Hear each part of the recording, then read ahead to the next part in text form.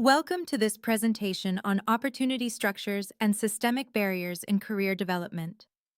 Over the next 14 minutes, we will examine how four macro-level forces, specifically culture, colonization, capitalism, and systemic inequities, shape career development across diverse populations, from global contexts to the United States.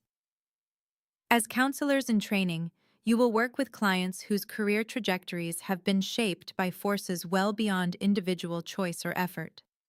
Understanding those forces is a practical and ethical foundation for effective counseling practice. The central argument of this presentation is this: career development does not unfold in a vacuum. Four interlocking macro-level forces structure who gains access to which opportunities and why. Culture channels, aspirations through collectivist or individualist value systems. Colonization has spread Western career concepts globally in ways that often lack resonance outside Western industrialized contexts. Systemic inequities, including racism, classism, and caste, constrain how aspirations translate into actual outcomes. Global economic forces, particularly neoliberalism, reinforce dominant career discourses while marginalizing poverty and precarious work. These forces intersect and compound, and counselors who attend only to one risk miss the full picture. This presentation draws on two systematic literature reviews. The first focuses on culture, colonization, and global career development contexts, drawing on 10 papers from an initial pool of 40 screened studies. The second examines career development through the lens of capitalism, meritocracy, and systemic inequities, drawing on 10 papers from 40 screened. Together, these reviews provide an evidence-based foundation for the themes in the slides that follow. As you engage with these findings, attend as much to the gaps the reviews reveal as to the conclusions they reach. Culture functions as a primary mediator of career development.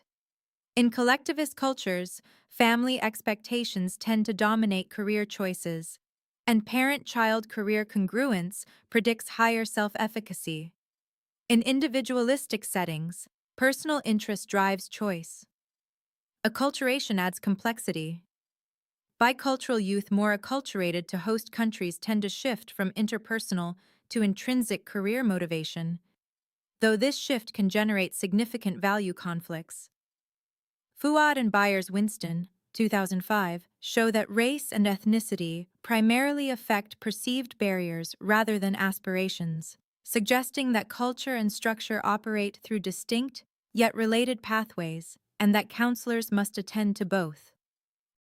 The concept of career as an organized, forward-moving occupational trajectory emerged in Western industrialized economies.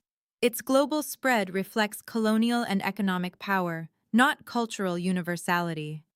Arul Mani, 2014, argues that frameworks developed in one historical context may be entirely inapplicable in another. Abkezer and Tang, 2023, advocate for plural systems of knowledge that center migrants' local knowledge rather than imposing universalist frameworks. For Indigenous athletes in North America and Australia, this is not an abstract debate. Historical trauma, displacement, and the misfit of mainstream career systems are lived realities that counselors must address directly. Structural inequities create career barriers that operate independently of individual effort. Research on racial capitalism documents how systemic racism constrains career opportunities for BIPOC individuals, while the profession has historically avoided direct engagement with racism. Socioeconomic status shapes career development, but its contribution to career maturity is modest. Roughly 5% of the variance for Black adolescents, 3.3% for Hispanic adolescents, and 3.2% for white adolescents, suggesting that SES interacts with many other factors rather than operating as a dominant driver. McWhirter and McWah-Herman, 2020, identify 5 macro-level marginalizing conditions that compound and disproportionately affect those with marginalized identities. The global economic context shapes career development in ways that individual counseling cannot reach alone. The largest empirical study in this literature, drawn from more than 15,000 workers across 22 countries, found that institutional context shapes career behaviors and perceptions more than aspirations do. Anderson et al., 2023. Neoliberalism prioritizes market efficiency over human dignity, producing precarious work and income inequality. And vocational psychology's historical focus on higher income workers reflects these assumptions. Globalization introduces career concepts into economies where individual career pathways did not previously exist. The gig economy illustrates these pressures concretely, as seen in immigrant rideshare workers managing precarity and migration simultaneously. Mainstream career development theories were built within capitalist structures, embedding assumptions about individual agency and upward mobility that do not hold for most of the global workforce.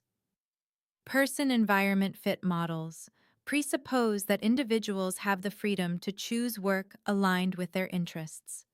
Blustein and colleagues, 2008, and Duffy and Dick, 2009, show that for people experiencing poverty, disability, or discrimination, work is survival, not self-expression. Richardson, 2000, argues that career counseling has historically served the economy rather than the whole person. Meritocracy is rarely defined or measured empirically in this literature.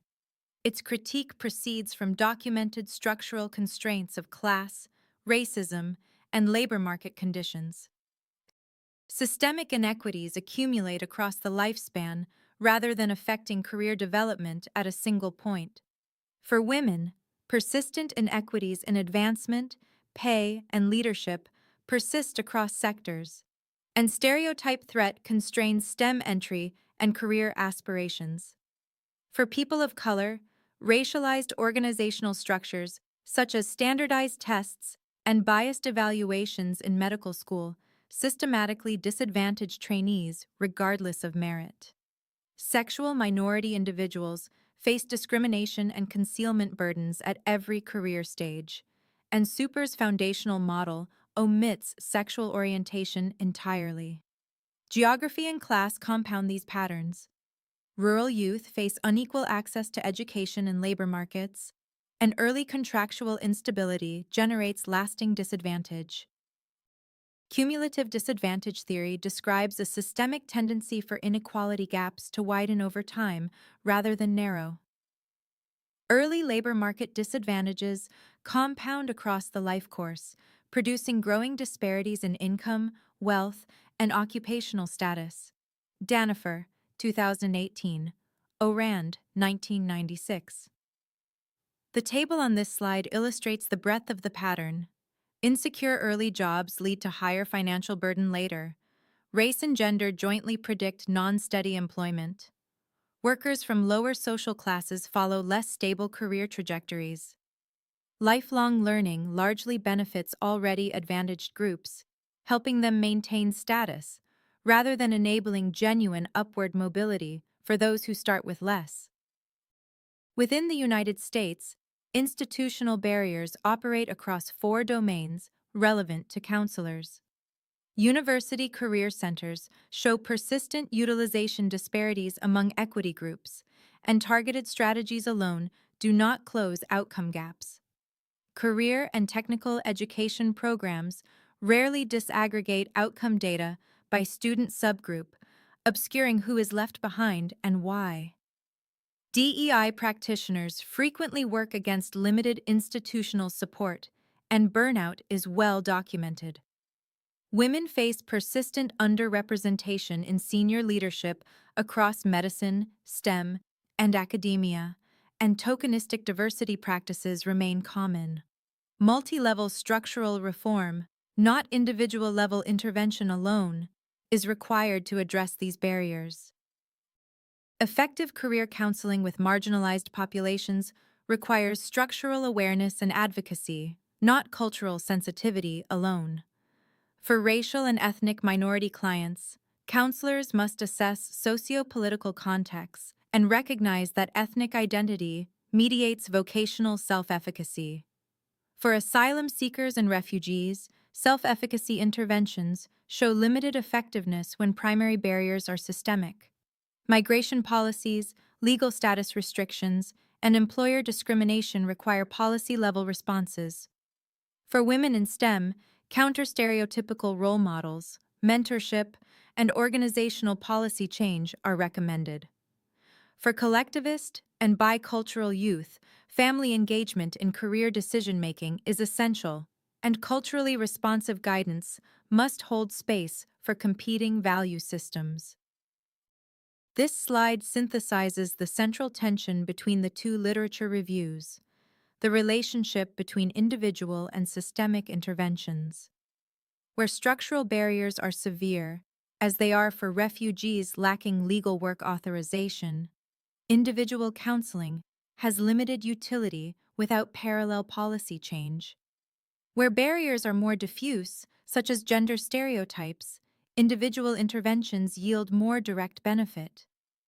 Research confirms that race and ethnicity affect perceived barriers far more than aspirations do, suggesting that structural forces most powerfully constrain the translation of aspirations into outcomes. The evidence base remains largely theoretical, and large-scale empirical studies that simultaneously measure cultural, structural, and economic variables are absent from the literature. The recommendations span theory, practice, and policy. Theoretically, counselors and educators should adopt culturally grounded frameworks, including the cultural preparation process model and cultural praxis, that move beyond Western assumptions. Professionally, career centers must become anti-racist organizations that diversify leadership and engage explicitly with race. Data practices must improve. Disaggregated outcomes by race, gender, SES, and disability are necessary to identify equity bottlenecks in K-12 and higher education pathways. At the policy level, poverty, forced migration, and unemployment require government action. Leadership pipelines need mentorship, sponsorship, and equitable pay. Career counseling practice must integrate trauma-informed and narrative approaches that recognize each client's full ecological context. The central message of this presentation is this: career development cannot be understood or supported without attending to the macro-level forces that structure opportunity, meaning, and identity across diverse populations. The literature consistently shows that culture, colonization, capitalism, and systemic inequities shape who gains access to what. Yet mainstream career theories remain inadequately adapted to these realities. As future counselors, your most effective work will attend simultaneously to the individual and the systemic, bringing both personal presence and structural awareness to each client you serve.